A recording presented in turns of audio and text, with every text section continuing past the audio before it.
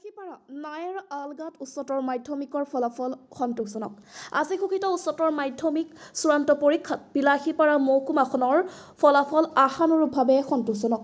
বিলাসীপাৰা চহৰৰ পাৰ্শ্বৱৰ্তী অঞ্চলত থকা বেচৰকাৰী MD memorial basic of science বিদ্যালয় পৰীক্ষাৰ্থী ৰাইজ উদ্দিন শেখে কেমেষ্ট্ৰি 98, ফিজিক্সত 92 আৰু গণিতত 84 নম্বৰ লাভ কৰাত স্কুল কৰ্তৃপক্ষই সন্তুষ্টি প্ৰকাশ কৰি জনাইছে বিদ্যালয়খনত 70গৰাকী পৰীক্ষাৰ্থীৰ আটাইকেইজনে উত্তীৰ্ণ হৈছে। আনফালে পাব্লিক উচ্চতৰ মাধ্যমিক বিদ্যালয়ৰ পৰা অতি দিন দৰিদ্ৰ পৰীক্ষাৰ্থী আতাউৰ ৰহমানে 4টা বিষয়ত লেটাৰ নম্বৰ লাভ কৰে। পৰীক্ষাৰ্থীগৰাকীৰ পিতৃ নাই, মাতৃ হাজিৰা কাম কৰে, মামাৰ ঘৰত থাকি অধ্যয়ন কৰে।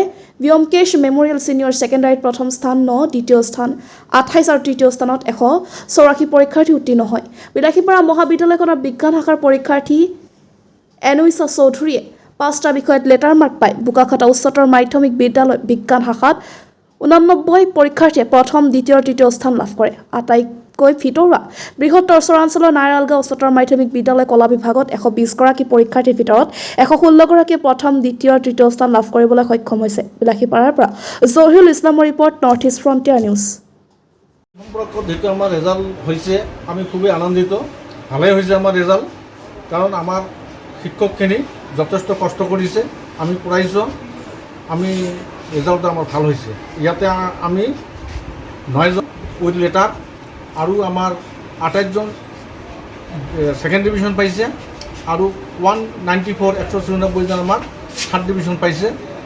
পাই আমি উত্তীৰ্ণ, আমাৰ মুঠ ছাত্ৰ ছাত্ৰী উত্তীৰ্ণ হয়েছে 231 জন আৰু পাৰ্সেন্টেজ হয়েছে 64%। নমস্কাৰ, আজি কলা শাখাৰ চূড়ান্ত পৰীক্ষাৰ যিটো ফলাফল ঘোষণা হৈছে তাত আমাৰ ছাত্ৰ ছাত্ৰী পৰীক্ষাত বহিছিলে 172 জন।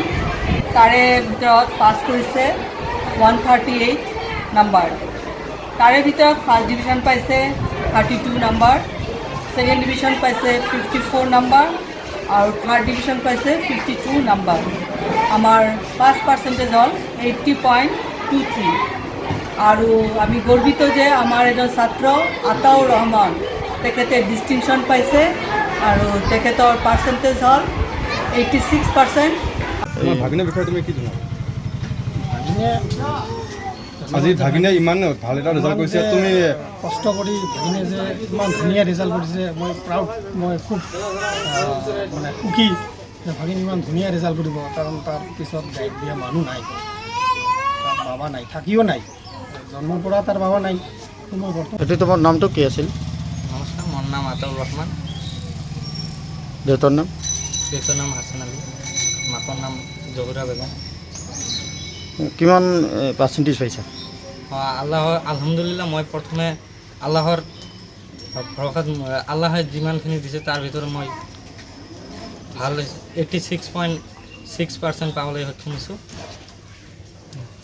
লেটাৰ কেইখন পাইছা? মই লেটাৰ 4খন বিষয়ত পাইছোঁ। মই এছামিজ, পলিটিকেল ছায়েন্স, এডুকেশ্যন আৰু লগতে IT। ভৱিষ্যতে কি হোৱাৰ সপোন আছে? মই ভৱিষ্যতে এজন দাৰ্শনিক প্ৰশাসনিক বিষয়া হ'ব খুজিছোঁ। তোমাৰ যে তুমি ইমানখিনি যে আজি সক্ষম হ'বলৈ হৈছে, তুমি এই বিষয়ে তুমি কাক ধন্যবাদ জ্ঞাপন কৰিবা? প্ৰথমে মই মোৰ মাকক দিব খুজিছোঁ, লগতে মোৰ মামা মামী আৰু লগতে মোৰ স্কুলৰ শিক্ষক শিক্ষয়িত্ৰী, বিশেষকৈ মই প্ৰিন্সিপাল ৰীতা মল্লিক